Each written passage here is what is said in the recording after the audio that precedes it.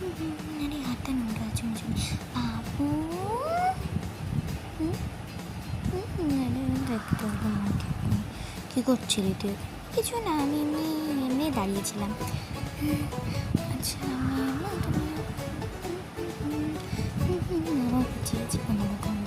এই বলছি শোনা, তুই দাঁড়া, তুই এখানে ফোনটা দিয়েছি। না না, তোকে ফোনও নিতে হবে না, কিছু নিতে হবে না, তুই এখানে বসে আমি যা বলছি সেটা জাস্ট খালি তুই দেখ।